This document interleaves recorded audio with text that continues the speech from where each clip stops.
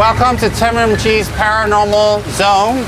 I am in Bangkok and we are on the Amphawa Floating Market, which is 2 hours drive from Bangkok city itself.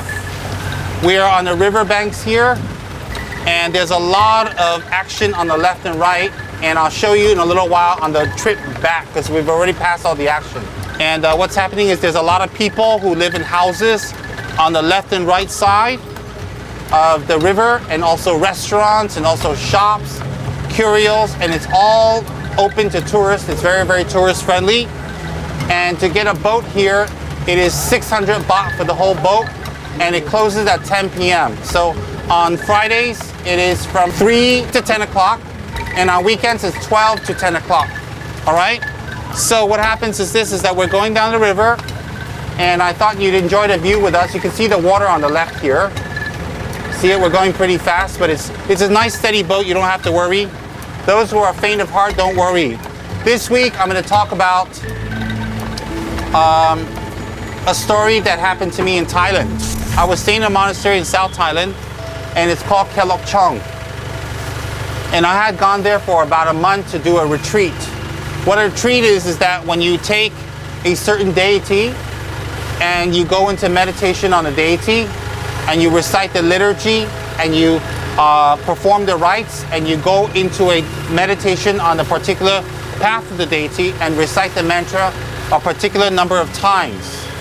And what happens is I was there to do that, and I was there for a month, and it was beautiful because my room in the monastery was situated on a small little river. So what happens is that they built the monk houses, or the houses for people to stay, on top of a small river, and the river is flowing under your house. So every day, all day, you just hear this really gentle, caressing sound of water. And I met somebody there who had a cave in the monastery, because there was a lot of caves, and this cave was kind of dug out and clean, and it had a door, it had a lock, and it had an altar and a shrine space. So I asked my friend in the monastery to lend me the cave so I can do my meditation. So every day I'd be in my room. Wow, there's a beautiful, beautiful wat here. A wat is temple or monastery in Thai language. W-A-T, wat. As I'm telling you the story, we can see this mystical, magical Chulamani wat. Okay. So anyways, I was doing my meditations in the cave, and I was staying in a room that was allotted to me, and somebody brought to me a person, and it was a Malaysian guy, and he was a good looking guy, tall and well structured, and he wanted to be an actor. And so I said to him, well, why don't you go and be an actor? And the guy said to me, well, because he has this problem. I said, okay, what's the problem? He says he blacks out. And when he blacks out, he doesn't know what happened. And I said, well, how long has this been going on? And he said to me that he's been blacking out for about a year and a half, 2 years now. And I said, how often? He said, it's random. Sometimes he just blacks out every day. Sometimes it's a few times a day. Sometimes it's every few days once. So it's really random when he blocks out, because just blacks out. I did a divination check for him, and what it said was this. It said that he was being afflicted by a snake spirit, and he had offended it. And I asked him, did he urinate near water, near a river, near a lake, or near a tree with water? And he said, in fact, he did. He said, about a year and a half, 2 years back, he went with friends to a river area, and he actually urinated there. And after he urinated there, a few weeks later, this problem started happening. And I asked him, do you see spirits? He says, no. Have you encountered spirits? He said, no. I said, do you like spirits? He said, no. I said, are you interested in the paranormal? He said, no. He says he doesn't know what's happening to him, but he was by this river with a bunch of friends, and he urinated. And a few weeks later, he started blacking out. And his roommate in the monastery that was there filled me in on what happened. And what happened was this, is that when he blacks out, something enters him. And he lays down on the floor with his hands on the side of his body and his feet pointing straight, and he starts to wiggle or he starts to undulate. And it's really weird because he's acting as if he's some kind of a snake. And he actually hisses at people. You know, he makes a snake hissing type of sound, and it's really eerie and really spooky. He doesn't bite anybody, he doesn't hurt anyone, he doesn't disturb anyone, but something enters him and makes him act like a snake. And he lays on the floor moving like a snake. And on top of moving like a snake, he hisses at people, and his physical features start to stretch back, and his face looks as if there's no eyebrows, or it's just like two eyes and a mouth and some nostrils. I mean, it looks really eerie. And while I was there at one time, that actually happened. You know, a few times actually, I noticed it, where this guy just lost consciousness. Something entered him. He was on the floor writhing and undulating and hissing. You know, he wasn't violent, he wasn't aggressive, but he was actually hissing. And I said, okay. You know, I gave him some mantras to do. You know, in the Tibetan Buddhist tradition, there are some mantras you can do to stop this or to avert this. Now, as I said before, every religion, every tradition, every culture has a way to deal with these supernatural beings that seem to take possession, all right? I'm not saying that this is the only way, but this is the way I shared with him. So he happened to be Buddhist, so I shared with him how to do this. So he was to recite a mantra every day, and I told him that if he does this mantra, that the possession that he was experiencing is going to become worse for a while, because whatever is possessing him is going to try to coax him into not doing the mantra, threaten him into not doing the mantra. And you know, it was really bad, because at one point when I was staying at Chang Monastery, the spirit entered him and told him to jump. So in the middle of the night, the spirit would enter him, and he would walk out of his room, and he'd walk up the stairs, and he'd walk to the top of the roof, and the roof was flat because they were building more things on top. And when he got to the edge of the roof, the spirit would actually tell him to jump. You know, and at first it was a very gentle kind of just jump. You know, it's good for you. You should jump. Everything will be fine.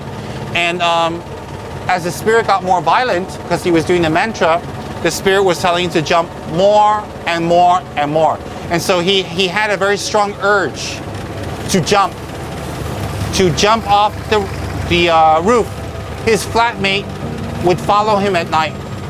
And when he would be at the edge of the roof, his flatmate would hold him and pull him back and wake him up, because he was apparently, it seemed like he was sleepwalking. But he said that he blacked out. He doesn't remember. He doesn't know what's going on. But you know, a lot of these things his roommate was telling me, his friend. And so I continued doing the mantras, and I continued doing my retreat. And at a certain part of my retreat, I would recite the mantra, you know, 5, 10, 15,000 times, depending on time. And when I finished the mantra, I would send a signal, and his flatmate, his roommate, would bring him over to me in the cave, and I would blow the mantra onto his head. And when I blew the mantra onto his head, he would subside for a while. And I did that for about a month, every single day. And I think 20 days, 25 days into the month, after blowing every single day, he started to stop experiencing the blackouts. The blackouts became less frequent, less violent, and less intense. This is what he told me. So I told him to continue the mantra. And by the time I finished my retreat, whatever was affecting him, was possession of him, completely stopped. And I'm not the one with the power. You know, I'm not the psychic here, and I'm not the one that knows what's happening. But I know that I learned this mantra from my teachers, and it's very, very effective, very, very powerful. And what I found out was that the snake spirit who he offended by urinating into his space stopped entering him, could not enter him anymore. And the possessions completely stopped. Everything completely stopped. And the boy was very happy. And by the way, he and his roommate both had taken temporary monk ordination. Because in Thailand, there's a novitiate program, or there's a program where you can take temporary monk. You can become a monk for 6 months, a month, 3 months, 8 months, 1 year, 2 years. So this young guy, as I said earlier, was not interested in becoming a monk. He wasn't interested in the spiritual. He wasn't interested in anything. He wanted to be an actor. He wanted to be a model. And because this spirit kept entering him, he couldn't go get jobs, because when he went for jobs or he went for auditions, he would black out. So before he went to the monastery, he went to a few people, mediums and I guess you would call it in this part of the world bomos. Bomos are people who kind of do white magic and to stop this, but they couldn't help him. So he was so desperate, he took ordination as a monk, because when you take ordination as a monk, it's a blessing, and he entered the monastery to do retreats there, become vegetarian. So when I met him, he was at the edge, he was really at the last of his ropes. And what it was he had gone to a few people already, and they couldn't help him. And this was going on for about 2 months, and they couldn't do anything for him. And guess what? He out of desperation, he became a monk, not because he wanted to, because he didn't know what else to do. He thought by taking on the robes of a monk, he'd be protected. And he was in a monastery hoping that this possession would stop.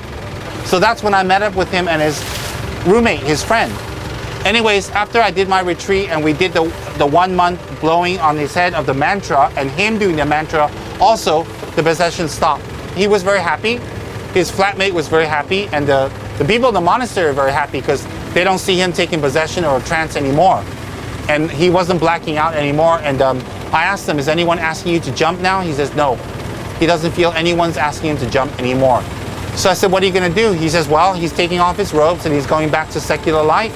He's going to go back to his home. He's going to go and go into modeling, all that stuff. And I said, congratulations, And I think about a year later, after this incident where I met him and we did this, somebody bumped into him and asked him, are you blacking out or anything happening? He said, no, nothing. He's not blacking out anymore. He's not having any incidences anymore. And he's fine now. So that's our paranormal story of the day in the Amphawa Floating Market. And I thought I'd share this with you, riding on a boat that we have rented for 600 baht on a very calm, quiet river that is, well, if you turn off all the lights, it would be quite eerie and quite spooky. Thank you very much for joining in. Good night.